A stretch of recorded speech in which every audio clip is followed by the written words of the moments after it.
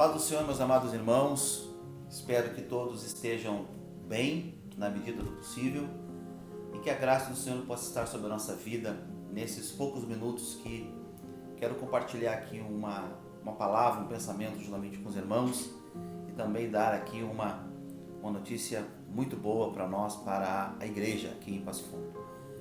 Quero começar lendo um texto com você da carta do apóstolo Paulo em Filipenses capítulo 4, versículo 11, 12 e 13, que diz assim: Não estou dizendo isso porque esteja necessitado, pois eu aprendi a adaptar-me em toda e qualquer circunstância.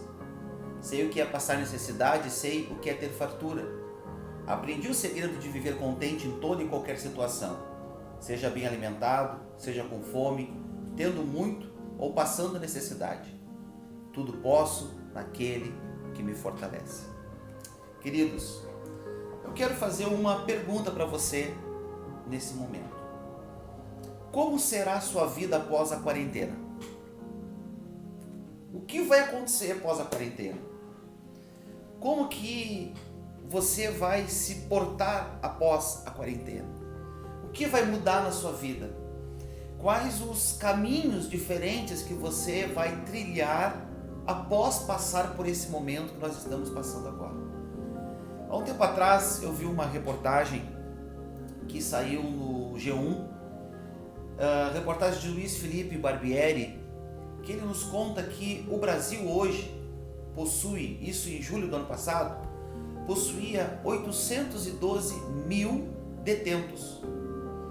A rede prisional, ela tinha 812 mil pessoas presas. Em uma população de 210 milhões de habitantes, que é a população atual do Brasil hoje, um pouquinho mais ou um pouquinho menos, nós tendo 812 mil pessoas presas, são 4% da população. 4% da população brasileira, ela está, 0,4% da população brasileira, ela está atrás das grades. Se nós colocar isso numa projeção de 1.000, a cada 1.000 pessoas, 4 estão presas. A cada 1.000 pessoas, 4 estão atrás das grades. E o que mais me chamou a atenção nessa reportagem é que ele fala que essas pessoas, ao serem soltas, 80% delas, depois que elas são soltas, elas voltam a cometer os mesmos crimes novamente.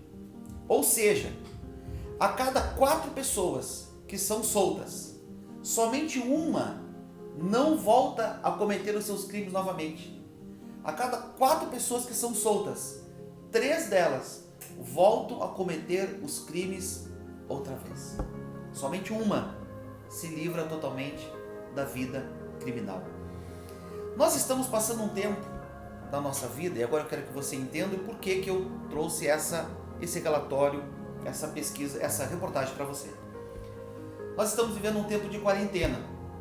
Aqui na nossa casa, o que nós fizemos? Nós temos o conforto da nossa casa. Ali no conforto da nossa casa, nós temos a presença da nossa família. E isso é uma coisa maravilhosa, é muito bom estar em família. É muito bom ter a família por perto e poder estar junto com eles.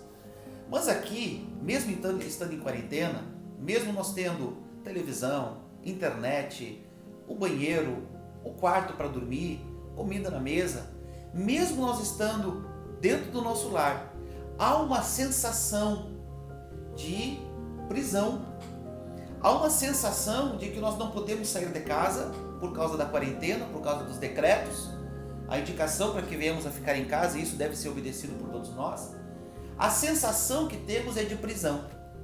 Essa é a sensação que nós, pessoas livres, estamos tendo talvez nesse momento. Você na sua casa talvez está tendo nesse momento.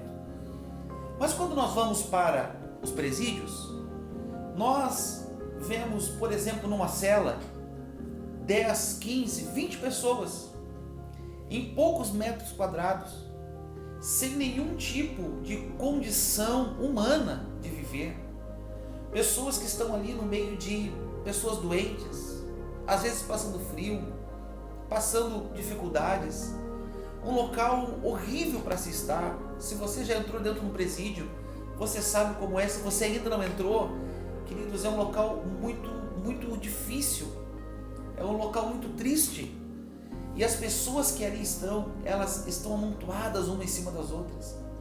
Falta vaga nos nossos presídios para os detentos. E o que mais me chama a atenção nisso tudo é que quando essas pessoas saem desse ambiente do presídio, 80% delas voltam a cometer crimes novamente. Ou seja, 80% das pessoas que saem do presídio, quando elas saem, elas deixam a porta aberta para que elas possam voltar novamente para aquele lugar. Como se aquele lugar fosse um lugar bom, como se aquele lugar fosse um lugar agradável. Não. Nós, quando saímos de casa, nós almejamos voltar para casa logo. Saímos numa viagem a trabalho, não vemos a hora de voltar para casa e estar com a nossa família. E parece a impressão que nos dá é que a pessoa, quando ela sai disso, ela sai do presídio, ela quer voltar de novo para ali. Mas por que eu estou falando isso? E por que eu estou fazendo essa comparação com você? Porque nós estamos no meio de um surto, de uma epidemia, de uma pandemia, não só brasileira, mas também mundial, que nos fez ficar dentro de casa, que de certa forma nos aprisionou dentro do nosso lar, que nos deixou trancados dentro da nossa casa. Com muita raridade, um de nós sai por uma necessidade ou por outra, mas a recomendação é de ficar em quarentena dentro de casa. Antes do Covid-19, há uma semana mais ou menos atrás, num momento que nem agora, nós estávamos trabalhando, comprando, vendendo, negociando, estávamos na nossa casa, estávamos cuidando dos nossos interesses, estávamos fazendo as nossas coisas pessoais. Talvez muito poucos estávamos pensando em Deus.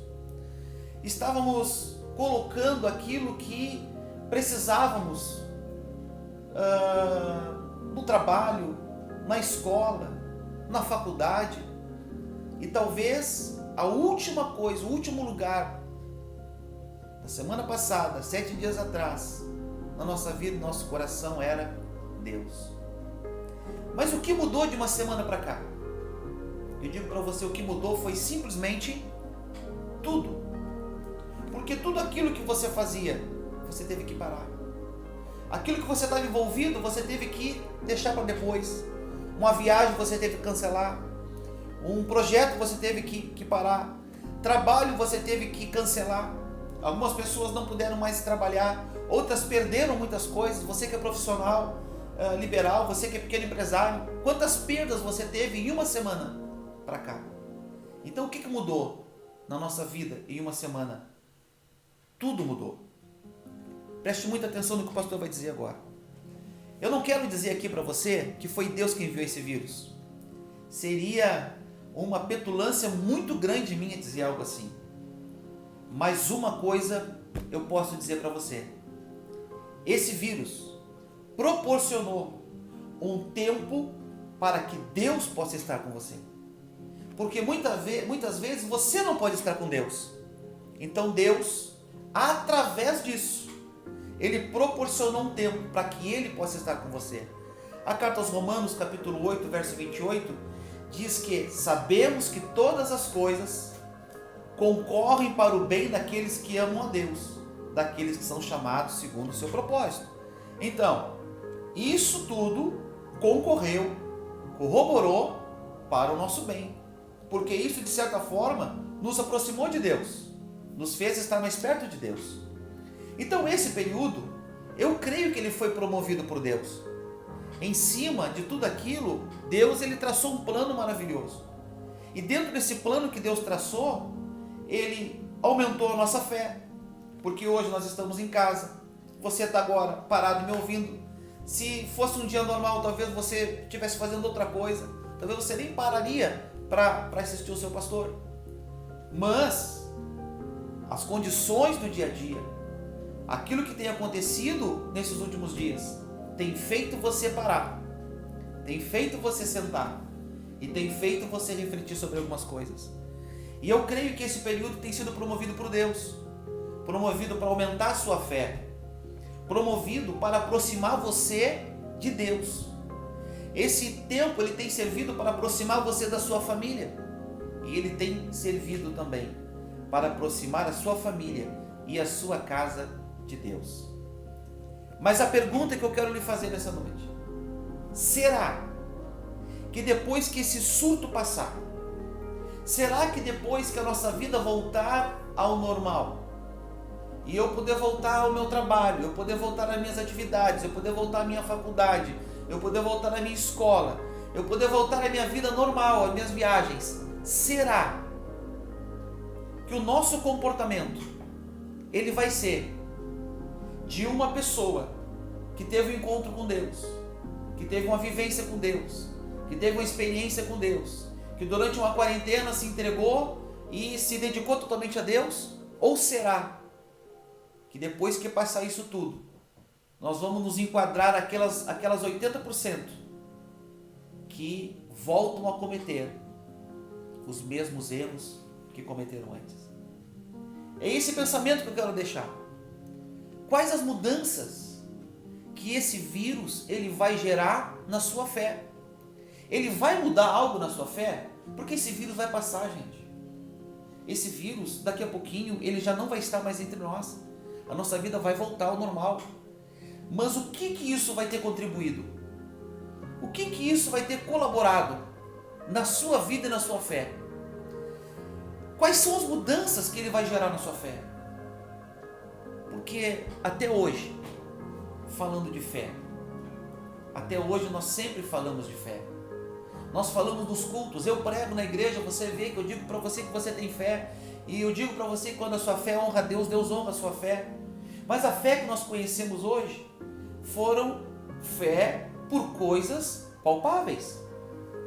Nós temos fé para passar uma luta financeira, uma dificuldade financeira, nós vamos lá, oramos, fazemos campanha, pedimos oração, fizemos propósito com Deus. Essa é a nossa fé para passar por um momento financeiro.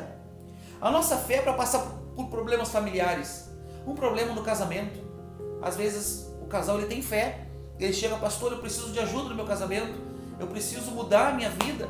E o pastor ajuda, e Deus entra, e Deus faz um milagre no casamento, e restaura o amor, e restaura o casamento, e restaura famílias, pais, mães, filhos. Então a nossa fé, ela comporta muito bem os nossos problemas familiares, porque isso faz parte do nosso dia a dia.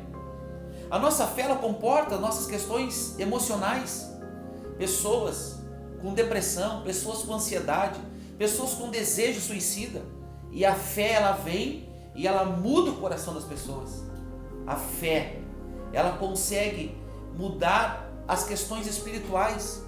Quantos problemas espirituais são resolvidos através da fé? É pela fé que nós resolvemos os problemas espirituais. As enfermidades que lutamos, uma pessoa está doente, ela pede oração, recebe a unção, e Deus vai lá e faz o milagre. Mas tem uma coisa que a sua fé nunca enfrentou. A sua fé nunca enfrentou um vírus. A sua fé nunca passou por um coronavírus. Então, o que esse vírus vai gerar em você? O que esse vírus vai fazer com a sua fé? Como ele vai movimentar a sua fé? Como ele vai crescer a sua fé? Como ele vai incendiar a sua fé? É isso que eu quero que você pense um pouquinho nessa noite. Você tem a oportunidade hoje, juntamente com a sua família, a crescer a sua fé, acrescentar a sua fé. Você tem acreditado em Deus, você tem se aproximado de Deus, você tem estado mais próximo de Deus, a sua família tem estado mais unida com Deus. Então nós precisamos extrair do meio dessa pandemia algo bom, algo excelente para o nosso crescimento. Caso contrário, nós vamos nos igualar àqueles que erram e continuam a cair no erro novamente. Então aproveite esse tempo para refletir naquilo que nós podemos mudar como seres humanos, como pessoas, como crentes. Aproveite esse tempo para que você possa pensar em congregar mais, e envolver sua família mais na casa de Deus. Precisamos entender que Deus ele tem nos chamado para buscá-lo e para adorá-lo. E eu quero terminar essa fala dizendo que Jesus, ele está prestes a vir buscar a sua igreja. Ele está à porta. Isso é inevitável. Isso é visível a qualquer um de nós. Jesus ele está voltando para buscar a sua igreja. E aqueles que estiverem preparados com ele vão subir. Então é tempo de nós termos igreja. É tempo de nós nos envolvermos com a igreja. É tempo de nós nos envolvermos com o evangelismo. É tempo de você crescer na fé, aprender sobre Deus, discipular pessoas. Veja bem, discipular pessoas. E esse é o grande desafio do crescimento da nossa igreja. Porque eu quero sugerir aqui, a partir de hoje, um tempo de crescimento na nossa igreja. Eu quero caminhar com você através do discipulado. Eu quero que você cresça na fé, que você aprenda mais de Deus. E ao ponto e à medida que você vai crescendo e você vai aprendendo mais de Deus, você vai também poder fazer outras pessoas crescerem. Você vai poder também discipular outras pessoas. Você vai poder também ajudar outras pessoas. Porque quando esse problema do coronavírus passar, queridos, muitas e muitas pessoas, elas vão vir para Jesus. Elas vão abrir o coração, já estão abrindo o coração delas para Cristo. E elas vão precisar de homens e de mulheres de Deus, que estejam ao seu lado, ensinando a palavra e discipulando a cada uma delas. Termino com o texto de Efésios capítulo 5 e versículo 15, que diz assim: não tenham cuidado com a maneira como vocês vivem, que não seja como insensatos, mas como sábios, aproveitando ao máximo cada oportunidade, porque os dias eles são maus. Portanto, não sejam insensatos, mas procurem compreender qual é a vontade de Deus na sua vida. Efésios 5, 15 a 17. A partir de amanhã, nós vamos iniciar então um projeto de discipulado. E todos os dias você vai receber no WhatsApp da igreja um pequeno estudo e algumas orientações que vai ser passado ali. 15 minutos com a sua família diária é o que você vai precisar para crescer na fé, para ensinar sobre Deus aos seus filhos e para poder ensinar sobre Deus para outras pessoas. Que o Senhor nos abençoe nesse dia, que a graça dele esteja sobre as nossas vidas e que você seja edificado pelo Senhor Jesus e que ao terminar tudo isso você possa sair vitorioso, com mais fé, mais forte e mais crente em nome do Senhor Jesus. Deus te abençoe em nome do Senhor.